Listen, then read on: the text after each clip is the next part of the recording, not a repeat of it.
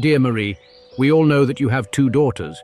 One a scientist who sees rationality as her guiding light, and the other a pianist who dances to the rhythm of inspiration. So, how do you view the two sides of this coin? Since when did we start shaping the boundaries between science and liberal arts? Just like we began to distinguish between the light and shadow at the entrance of a cave, between the realms of light and darkness. As we gaze upon the same night sky, an astronomer may see patterns and mathematics, while a poet might find beauty and inspiration, revealing different perspectives in observing the world. The emergence of such distinctions is gradual, a subtle divergence deep within human thought. Historically, this divide appeared later than one might imagine, perhaps becoming evident during the Renaissance period. Oh, the Renaissance! After a long winter, the human spirit blooms like the flowers of spring. But in ancient Greece, mathematicians and poets believed they drank from the same well of knowledge. Tell me, do you think this separation is more like a chasm or a crease? In the spirit of scientific thinking, let us first define the concepts of both.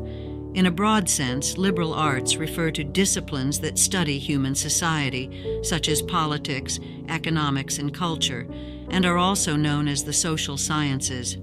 Meanwhile, the sciences encompass both formal and natural sciences. Liberal arts explore the human experience, delving into the inner world, while the sciences, a domain where I have more authority, provide us with tools to quantify and understand the world around us, offering insight into the external world. We emphasize precise measurement and results, rather than subjective feelings in the realm of the sciences, marking the difference between the two. Ah, dear Marie, but isn't precision a comforting illusion? What truly is precision? From the grand perspective of the universe, aren't precision and experience both approximations?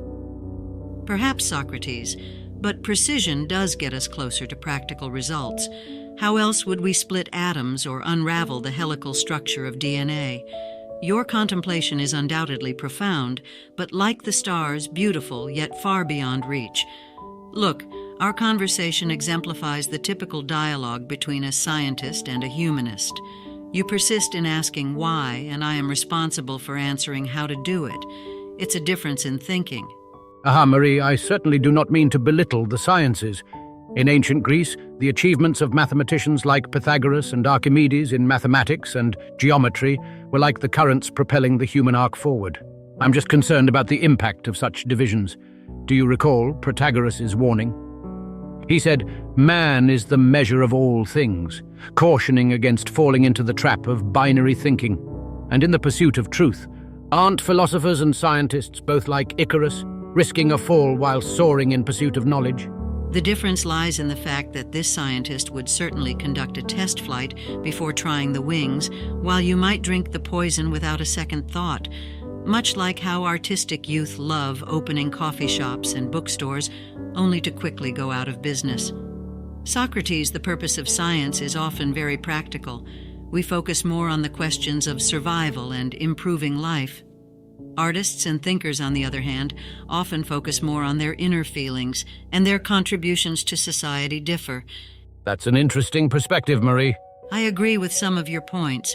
The distinction between the liberal arts and sciences is not absolute but necessary. It's a human-made division, a societal tool, just like the walls of Athens weren't naturally inherent but indeed served a purpose. It's not only for convenience but also about education and the functioning of society. Why is science education more popular now?